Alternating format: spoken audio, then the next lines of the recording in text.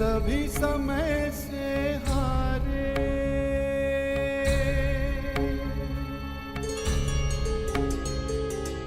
समय ऐसी शक्ति है, सभी समय से हारे।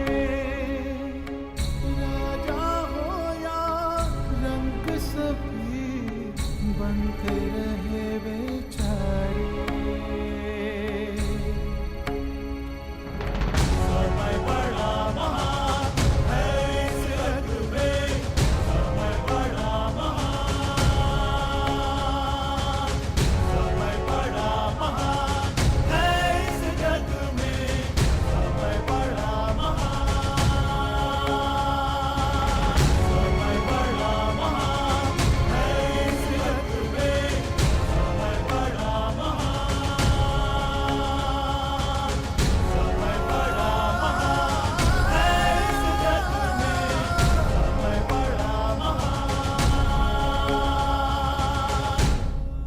वर्ष पश्चात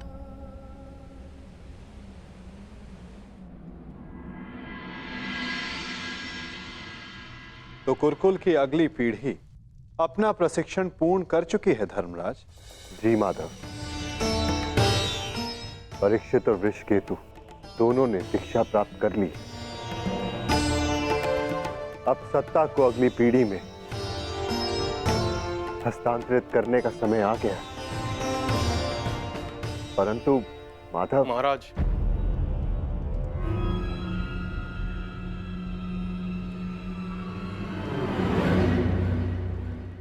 कहो। एक दुखद समाचार है महाराज।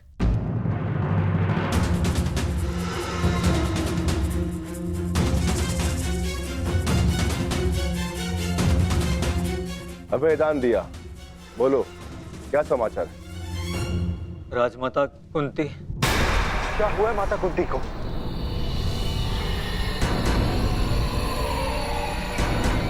वो कुशल तो है ना? जिस वन में राजमाता कुंती, महाराज धृतराष्ट्र और महारानी गांधारी निवास कर रहे थे, वहां भयंकर अग्निकांड हुआ है।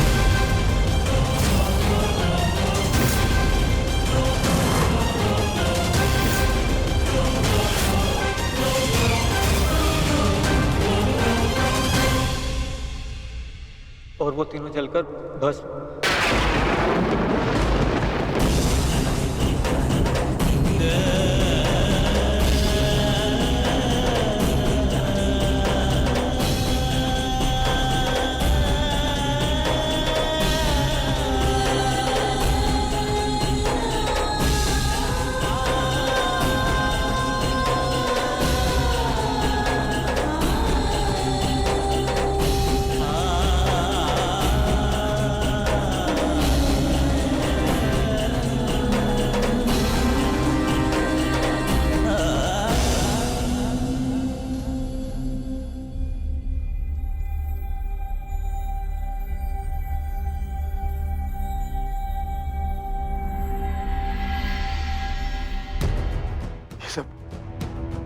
ये सब क्या हो गया माधव? अचानक इस बात क्या हो गया?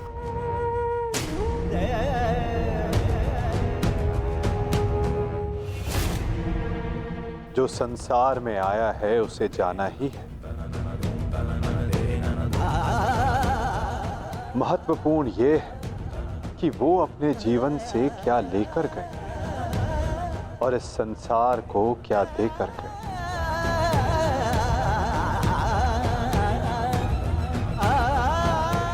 एक वृक्ष की जब पत्तियां झड़ती हैं तो वो वृक्ष पत्तियों के झड़ने का शोक नहीं मनाता, अपितु नई पत्तियों का स्वागत करता है, नवजीवन को आगे बढ़ाता है।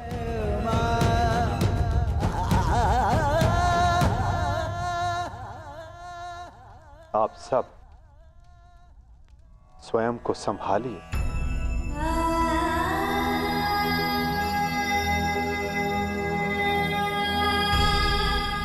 पार्थ, स्वयं को संभालो।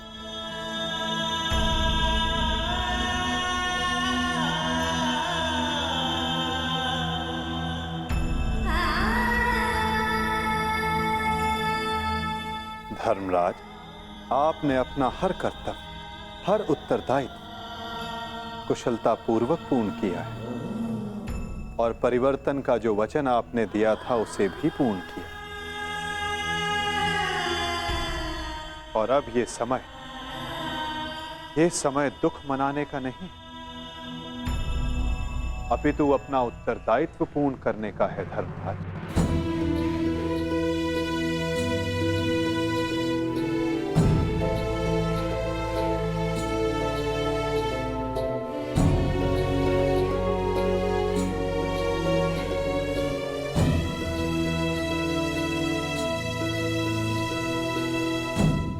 नई पीढ़ी का स्वागत करने के लिए सज्ज हो जाओ। समय आ गया है कि हस्तिनापुर के नए युवराज को प्रजा के समक्ष प्रस्तुत किया जाए।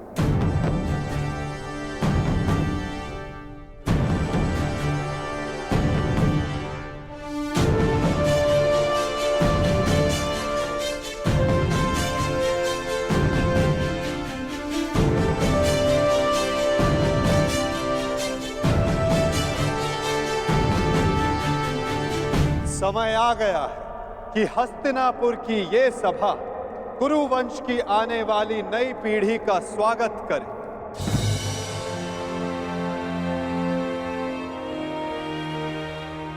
हस्तिनापुर के 2 महारथी, 2 युवराज,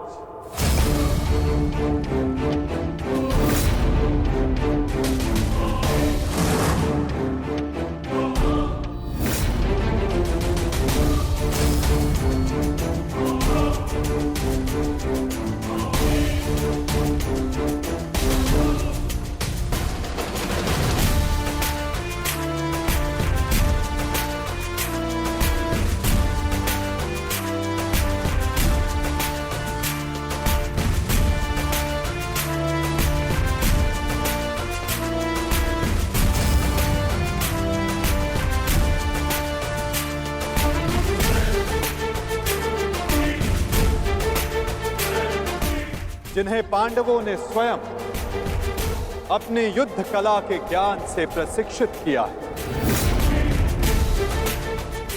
जिन्हें महाधनुधर अर्जुन ने धनुर्विद्या सिखाई,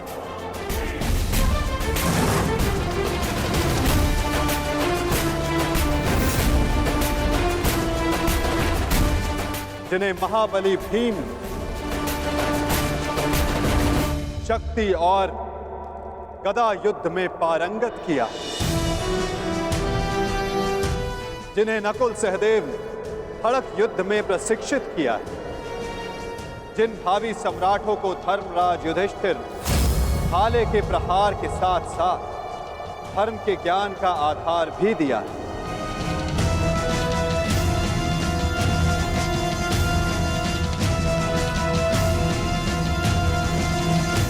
अब भारत के नए शासक तैयार हो चुके हैं।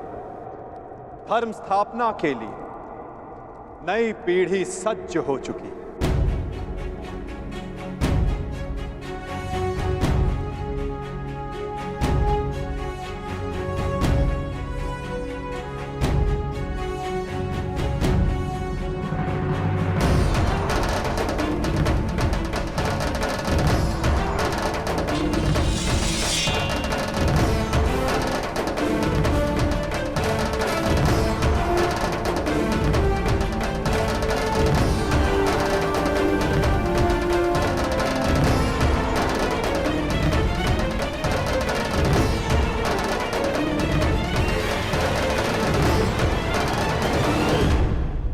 तो स्वागत कीजिए अभिमन्यु पुत्र अर्जुन पौत्र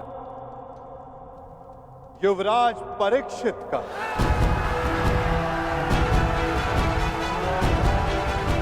युवराज परीक्षित की, युवराज परीक्षित की, युवराज परीक्षित की, युवराज परीक्षित की, युवराज परीक्षित की,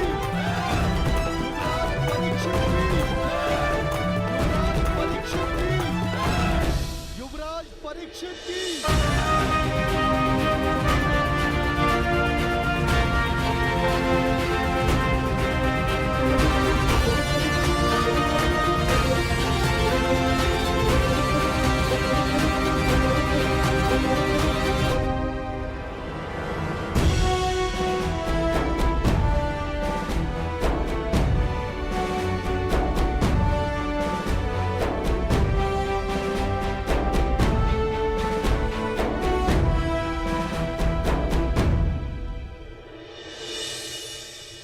और अब स्वागत कीजिए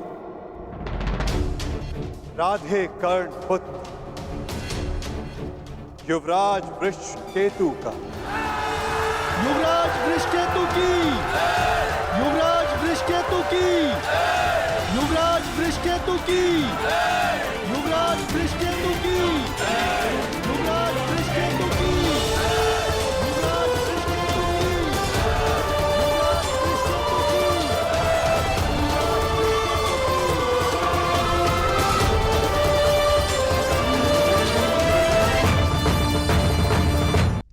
और अब स्वागत कीजिए राधे कर्ण पुत्र युवराज वृषकेतु का। युवराज वृषकेतु की, युवराज वृषकेतु की, युवराज वृषकेतु की, युवराज वृषकेतु की, युवराज वृषकेतु की, युवराज वृषकेतु की।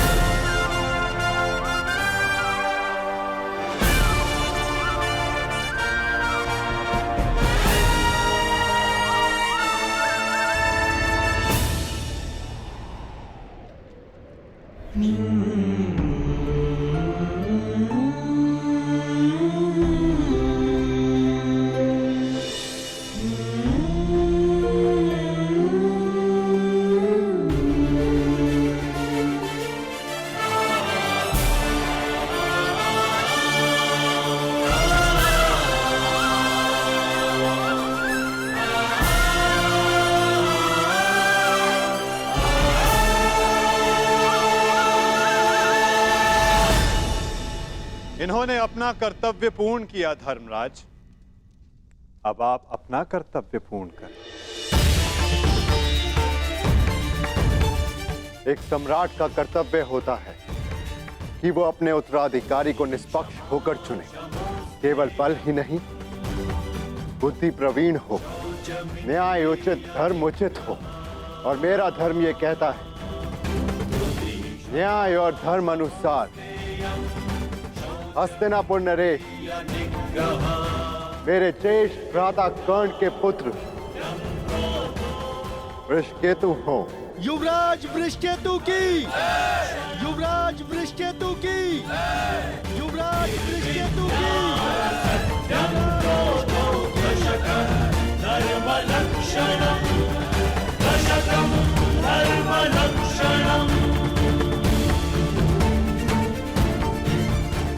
काकाश्री, मेरे लिए ये मान्य नहीं।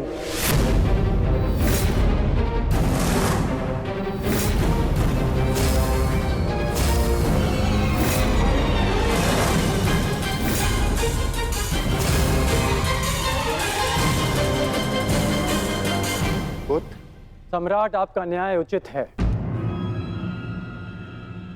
परंतु परीक्षित मुझसे ज्येष्ठ हैं, इसलिए न्याय अनुसार और धर्म अनुसार हस्तिनापुर के सम्राट केवल और केवल परीक्षित ही होने चाहिए।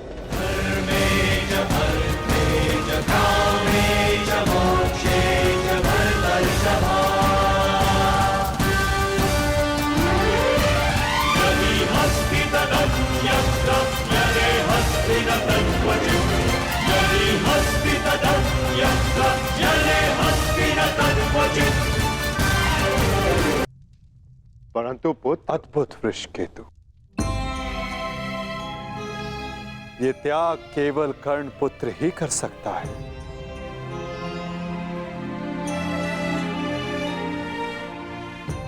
इस सभा ने छल देखा, बल देखा, नारी का दंभ भी देखा, और आज बंधु प्रेम और त्याग देख रहा है।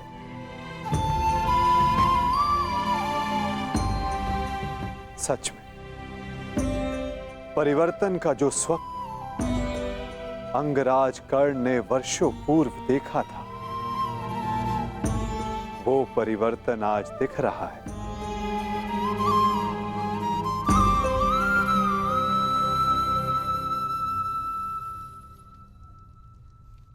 धर्मराज युधिष्ठिर को न्याय उचित घोषणा ही करनी चाहिए।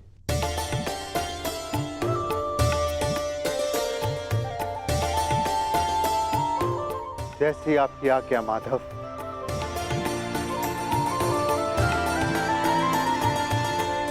युवराज परीक्षित को हस्तिनापुर का सम्राट घोषित किया जाता है। युवराज परीक्षित की, युवराज परीक्षित की, युवराज परीक्षित की, युवराज परीक्षित की, युवराज परीक्षित की। परंतु ये अपूर्ण न्याय होगा। न्याय उचित यही होगा कि अंग पर ज्येष्ठ कर्ण के पश्चात अधिकार वृषकेतु का है और मैं वृषकेतु को अंग का नया राजा घोषित करता हूं। महाराज वृषकेतु की, महाराज वृषकेतु की, महाराज वृषकेतु की। और अंग के साथ साथ इंद्रप्रस्थ भी वृषकेतु के नियंत्रण में होगा। अंगराज वृषकेतु की, अंगराज वृषकेतु की, अंगराज वृषकेतु की।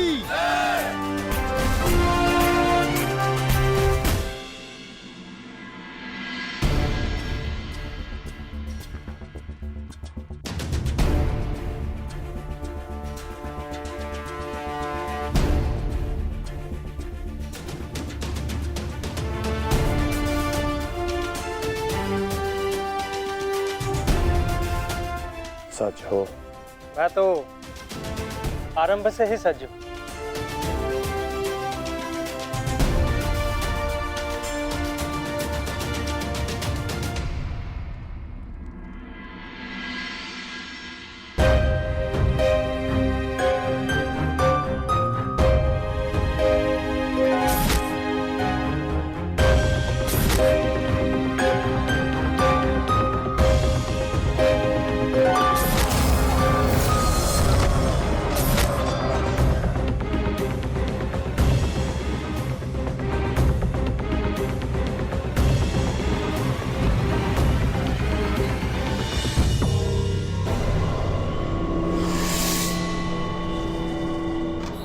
माधव, मुझे जाना होगा पार्थ।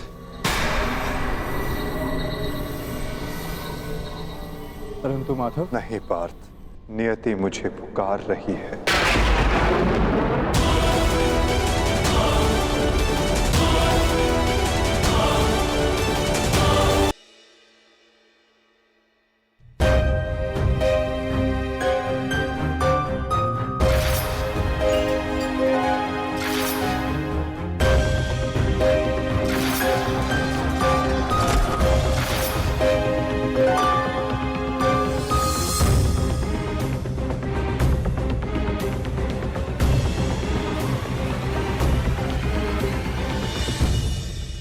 माधव, मुझे जाना होगा पार्थ।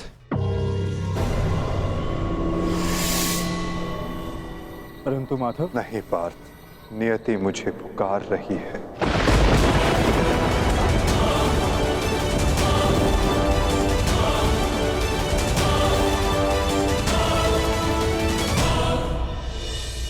माधव,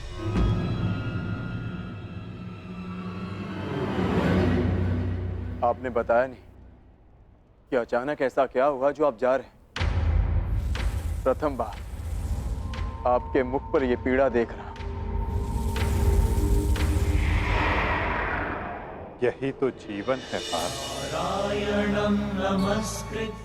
आनंद के साथ पीड़ा, अंधकार के साथ प्रकाश, उत्थान के साथ पतन और निर्माण के साथ विनाश कहीं ना कहीं जुड़ते ही हैं पार्थ। आज हस्तिनापुर में नया आरंभ हुआ है, परंतु मुझे जाना होगा पार्थ, ताकि मैं एक अंत को, एक विनाश को रोकने का प्रयास कर सकूं। तो फिर मुझे भी अपने साथ ले चलिए माधव। महाभारत में आपने मेरा मार्गदर्शन किया था और अब आपके मार्ग पर चलना मेरा अधिकार है।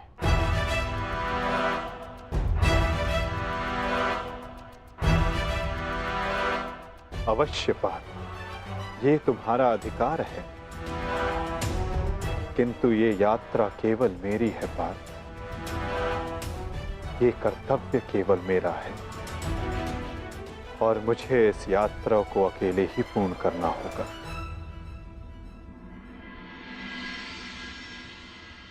अब मुझे जाना होगा पार्थ।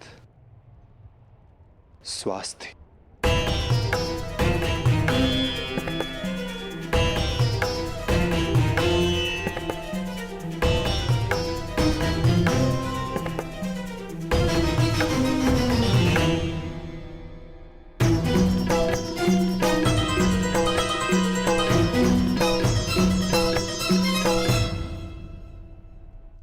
ये क्या कह रहे हो अर्जुन? हाँ ज्येष्ठ, पहली बार मुझे माधव की कोई बात समझ में नहीं आई, परंतु इतना निश्चित है कि कुछ भयावह घटित होने का संकेत दिया उन्होंने मुझे।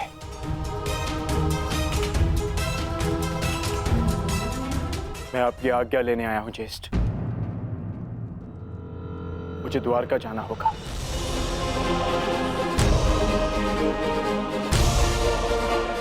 यदि हम माधव के कुछ काम आ सकते हैं तो इससे अधिक सौभाग्य की बात हमारे लिए और क्या होगी। शीघ्र द्वारका पहुंचो।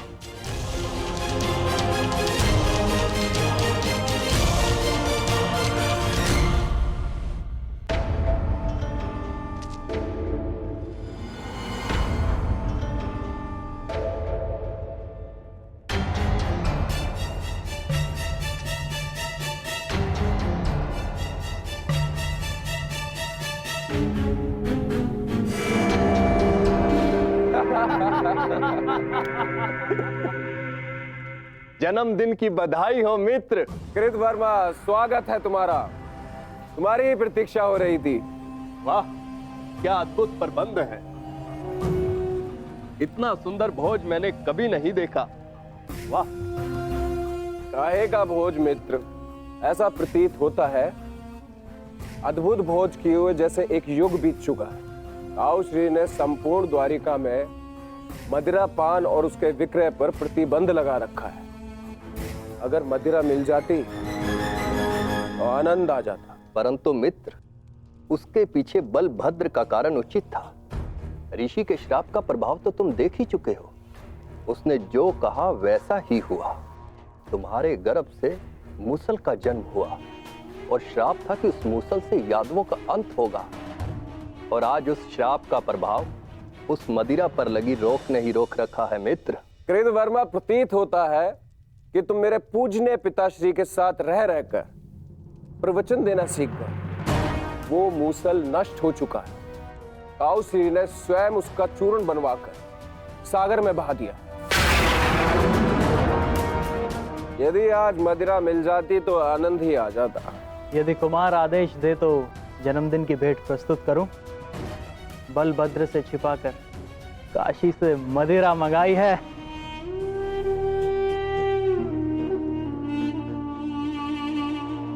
देखा कृतवर्मा, इसको कहते हैं जन्मदिन का उपहार। ये है मेरा सच्चा मित्र। आज मनेगा आनंद उत्सव।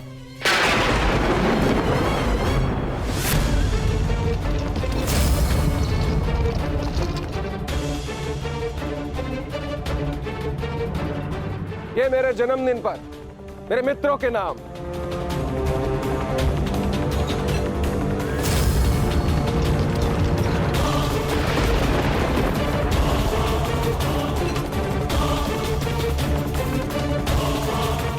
रुक जाइए आर्य।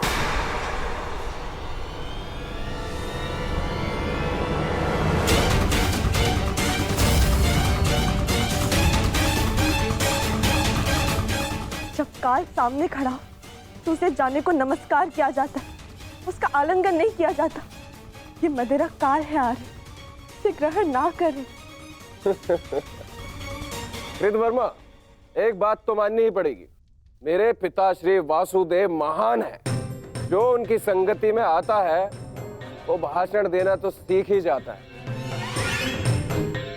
लक्ष्मणा, यहाँ पर स्त्रियों का आना वर्जित है। ये केवल पुरुषों के लिए। राजमहल वापस लौट जाओ।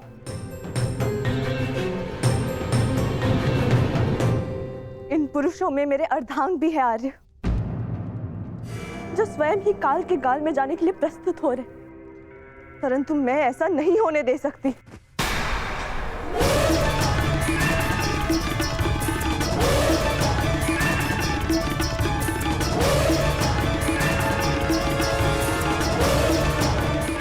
लक्ष्मणा, तुम हस्तिनापुर से हो और इस बात की साक्षी हो कि जब स्त्री पुरुष के मत के सामने क्रोध बनकर खड़ी हो जाती है तो उसके परिणाम अच्छे नहीं होते। जाओ यहां से, राजमहल वापस लौट जाओ।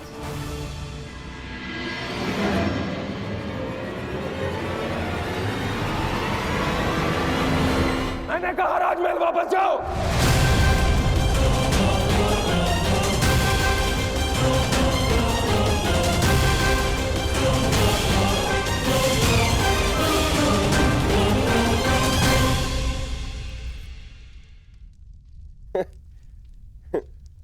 शुभ कार्य में विघ्न आते ही है मित्रों। इससे पूर्व कोई दूसरा विघ्न आए, इस दुर्लभ मदिरा को ग्रहण करो।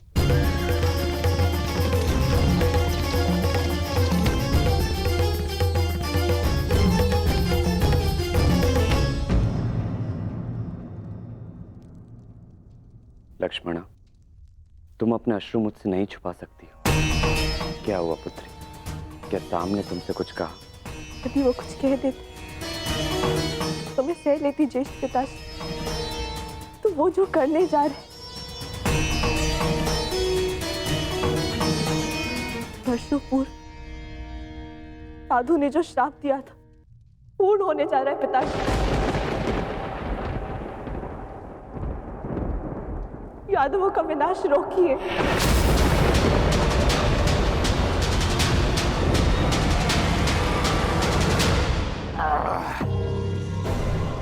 अद्भुत! आज मदरा मिली पीने को, वो भी मन भर के। वाह!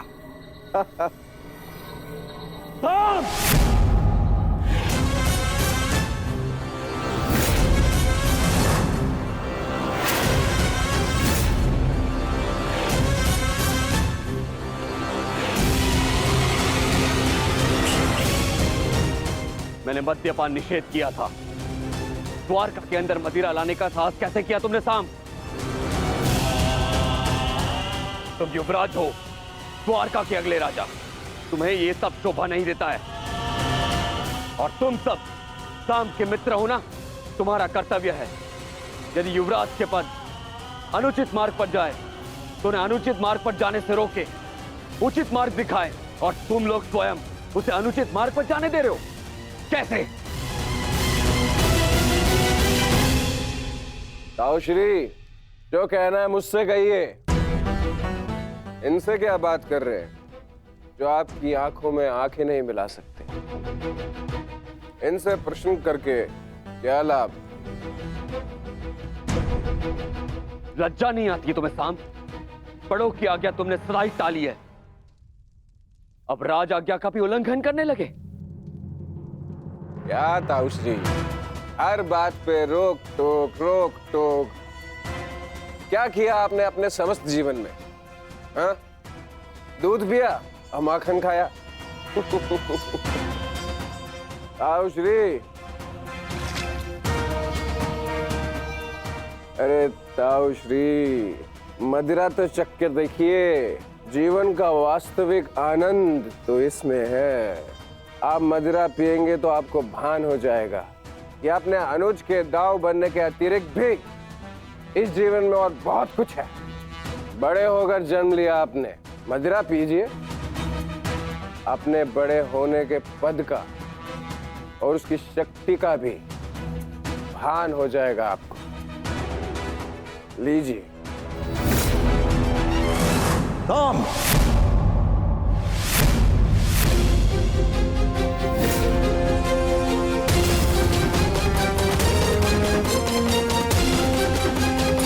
अपमान करने का दुस्साहस मत करना।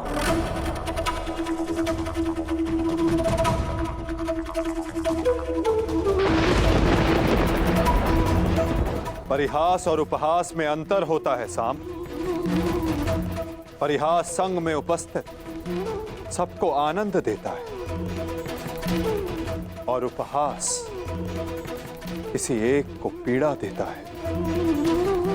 और तुम्हारा उपहास इस समय जिनको पीड़ा दे रहा है वो मेरे ज्येष्ठ भ्राता है, मेरे दाऊ है साम।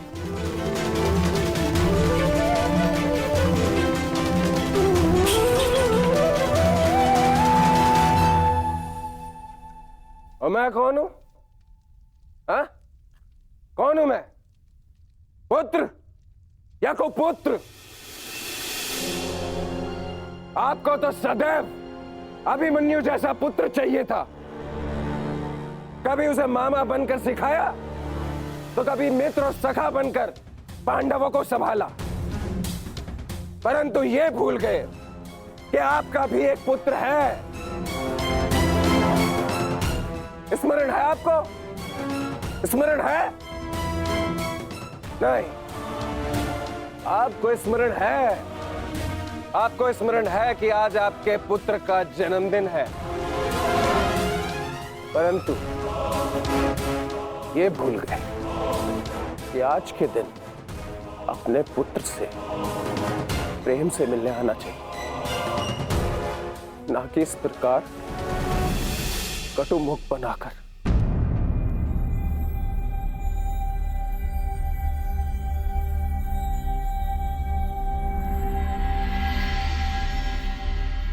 ये उत्सव संपन्न हुआ, आप सब जाओ यहां से। कोई नहीं जाएगा। ये उत्सव मैंने रखा है और ये कब संपन्न होगा इसे मैं निर्धारित करूंगा।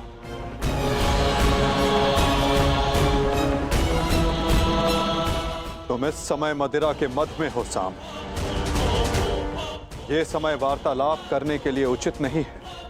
जाओ, जाकर विश्राम करो। कहीं ऐसा ना हो कि संपन्न होने के स्थान पर इसका समापन हो जाए।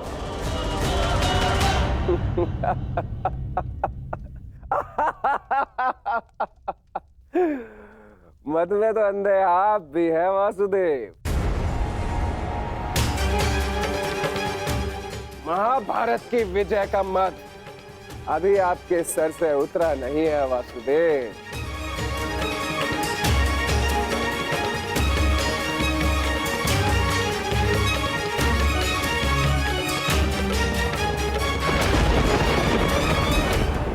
उचित कहा सामने वासुदेव। ना आप महाभारत की विजय से विमुख हो पा रहे हैं और ना पांडवों के प्रति प्रेम से।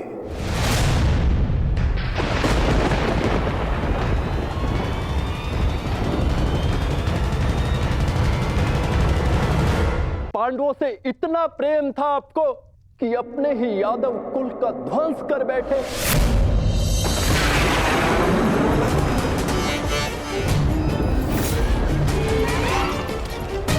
अपने ही कुल की यादव सेना का, नारायणी सेना का उन पांडवों के हाथों विध्वंस करवाते रहे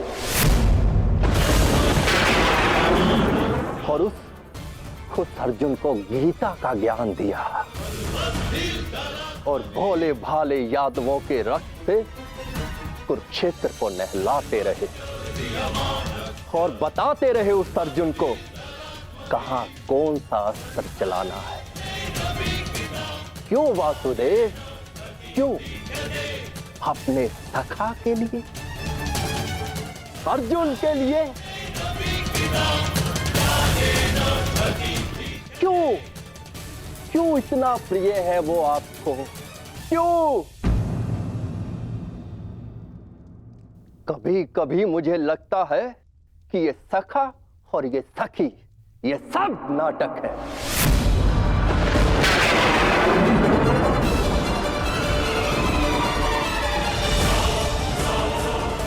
प्रतीत होता है जैसे पंचाली के छठे पति आप स्वयं हैं।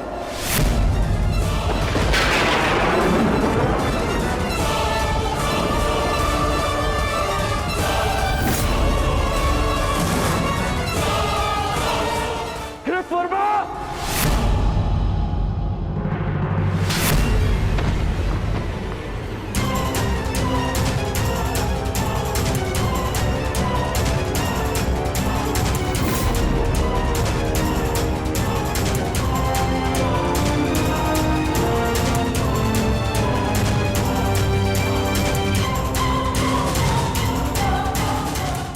ध्यान रहे, महाभारत इसलिए हुई थी कि एक निर्दोष स्त्री पर लांछन लगाया गया था। यदि कान्हा के चरित्र के विषय में किसी ने भी अपशब्द कहा तो इसी क्षण और एक महाभारत का आह्वान कर बैठूंगा मैं।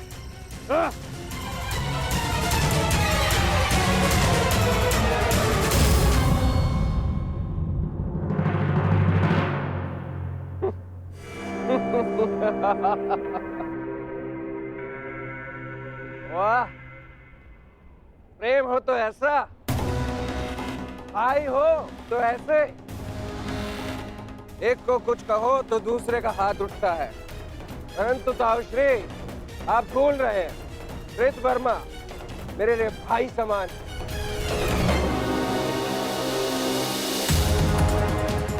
एक तो आप मेरे जन्मदिन पर बिना आमंत्रण के यहां पहुंचे, और दूसरा मेरे मित्र पर आपने हाथ उठाया।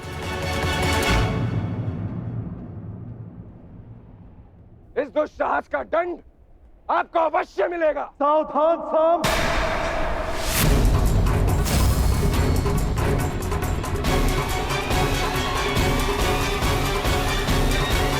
जैसे पंचाली के छठे पति आप स्वयं हैं।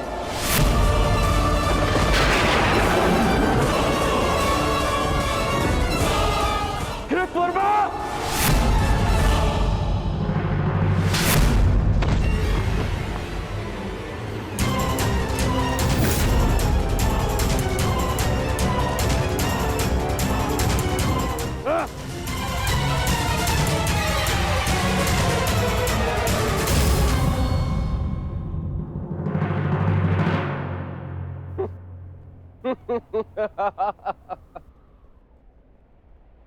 एक तो आप मेरे जन्मदिन पर बिना आमंत्रण के यहां पहुंचे, और दूसरा मेरे मित्र पर आपने हाथ उठाए।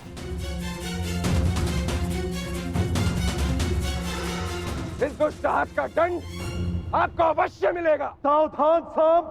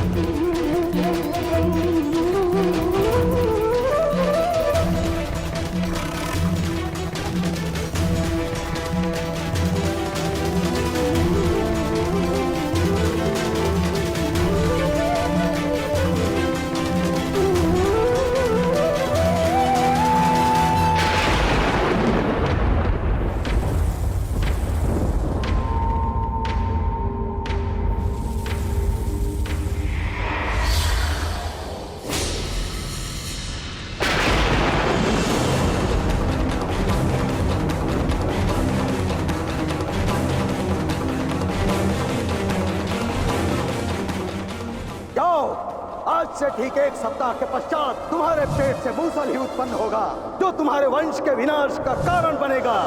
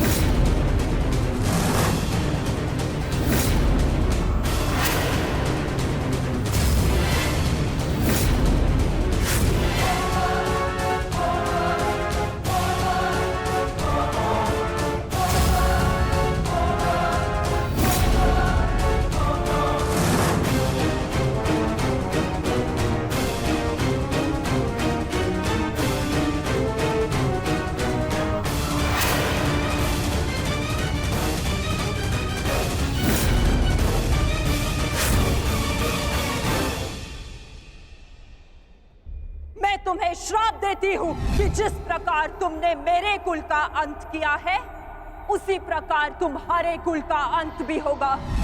तुम्हारा कुल भी ऐसे ही आपस में लड़कर नष्ट हो जाएगा।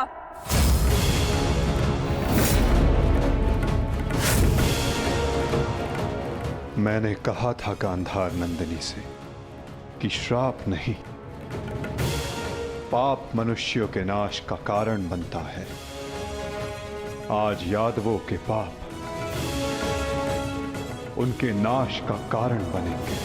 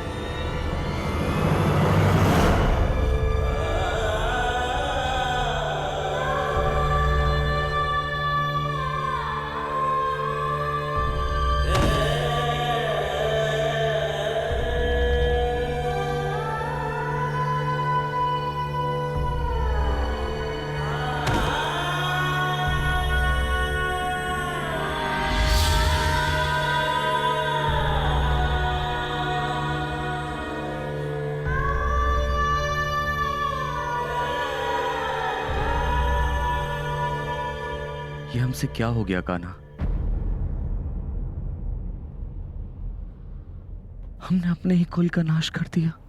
नहीं दाऊ, मनुष्य का विनाश उसके पाप कर्मों से होता है। यही नियति है और यादवों ने अपनी नियति स्वयं चुनी। जब जब मनुष्य अपने भीतर मद, दांभ और क्रोध को जगाएगा, तब तब वो ऐसे ही भूमि पर सो जाएगा।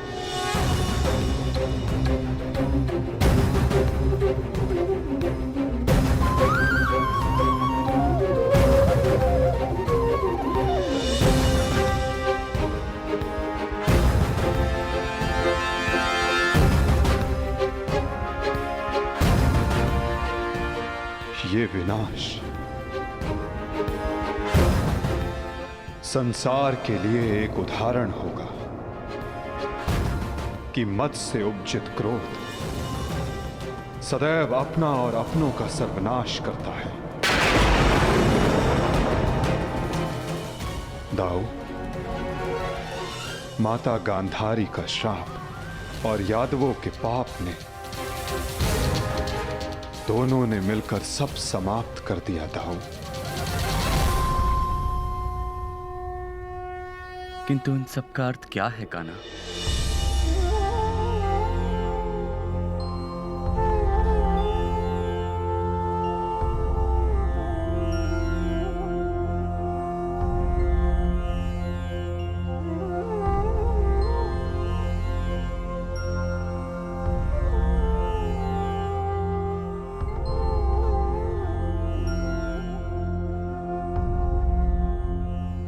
इसका अर्थ यह है दाऊ कि हमारा कार्य पूर्ण हुआ, कि हमारे जाने का समय हो गया है। हमारे जीवन का लक्ष्य अब पूर्ण हो गया है।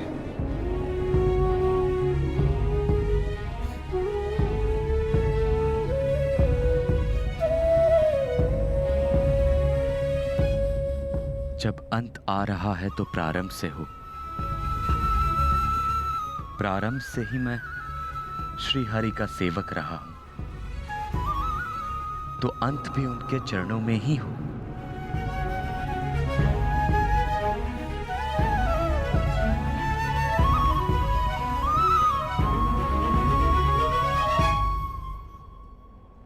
नमो भगवते वासुदेवाय।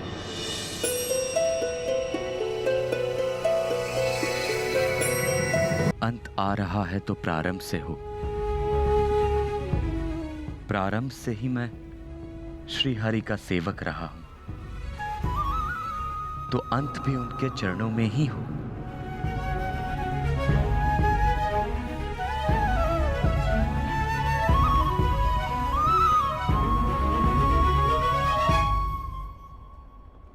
नमो भगवते वासुदेवाय।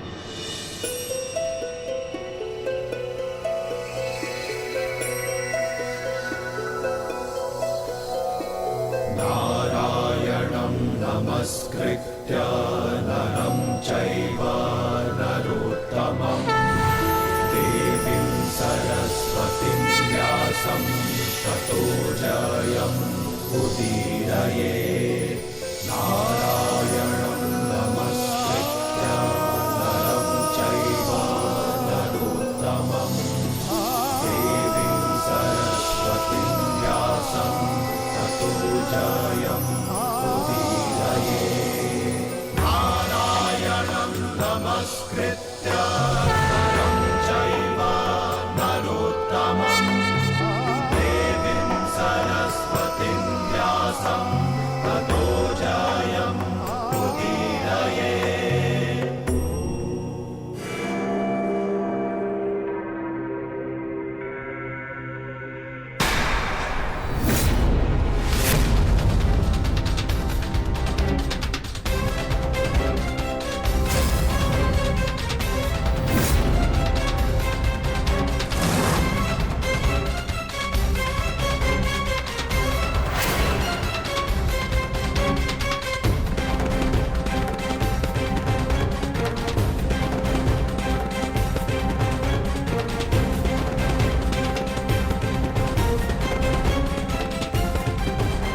हे ईश्वर, ये कैसा नरसंहार है?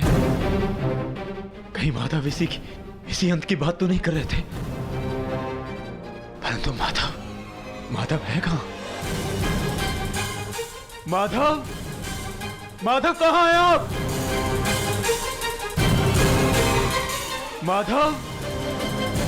माधव कहां हैं आप?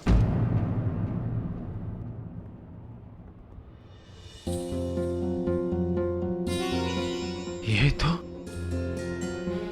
माधव के चरण चिन्ह है।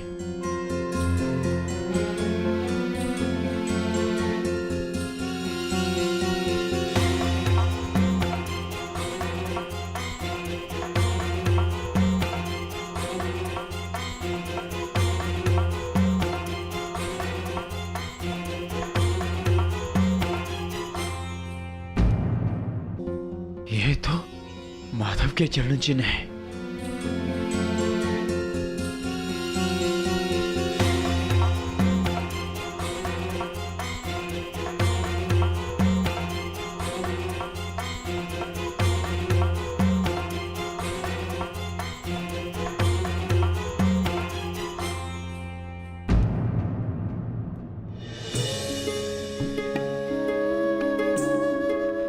माधव,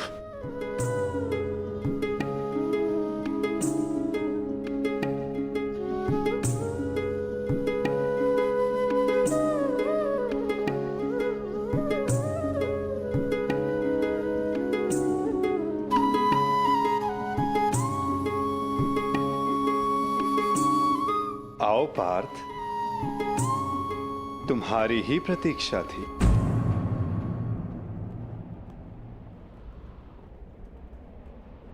तुम्हें आना ही था, क्योंकि मेरे जाने का समय हो गया है।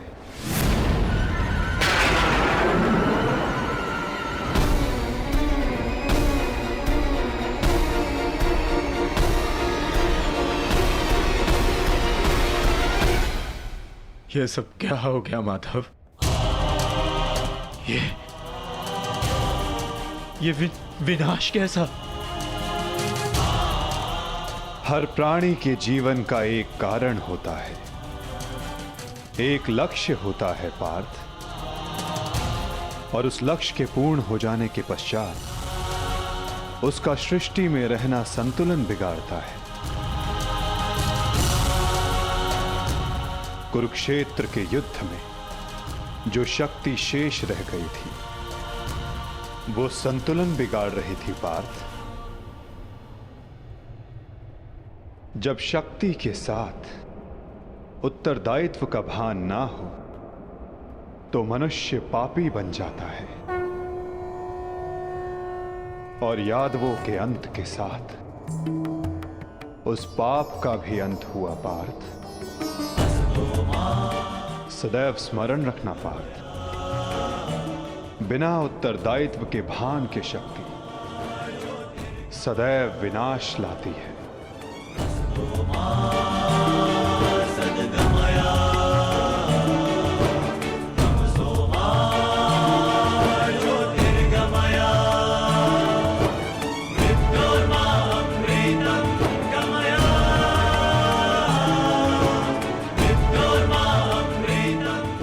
मेरे लिए क्या आदेश है माधव?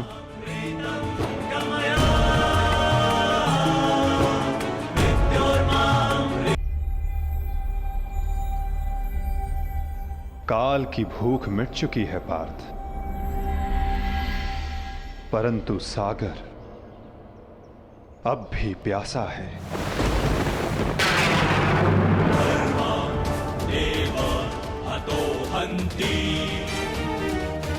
तुम शीघ्रता करो पार्थ, द्वारका की सभी स्त्रियों को और बालकों को अपने साथ हस्तिनापुर लेकर लौट जाओ।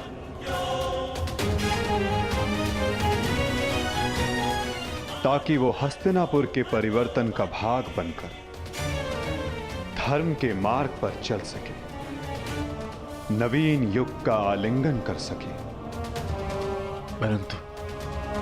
परंतु माधव, आप आज मैं तुम्हारा सारथी नहीं हूं पार्थ। आज मैं तुम्हारे किसी भी प्रश्न का उत्तर नहीं दे सकता।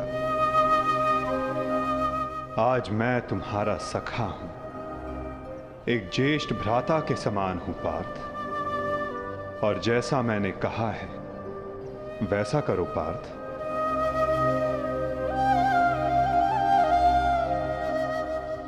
अभी किसी और से मिलने का समय है।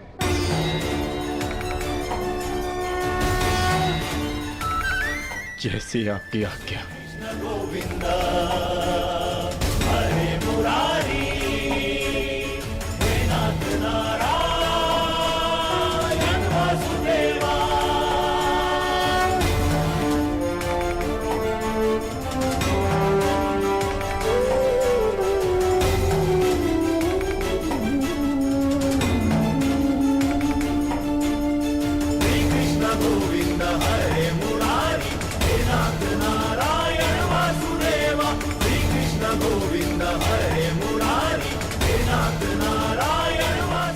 प्रणिपात।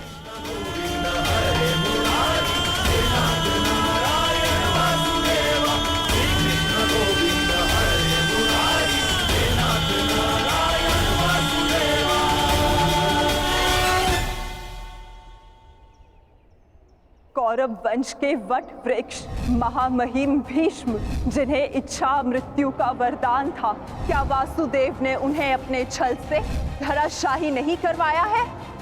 यही तुम्हारा अंतिम अवसर है पार्थ। पितामह को इस पीड़ा से मुक्त करो पार्थ।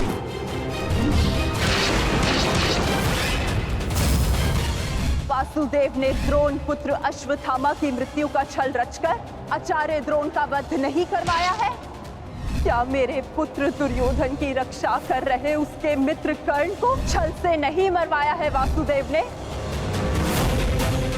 अंगराज को युद्ध का आवाहन दो पार्थ।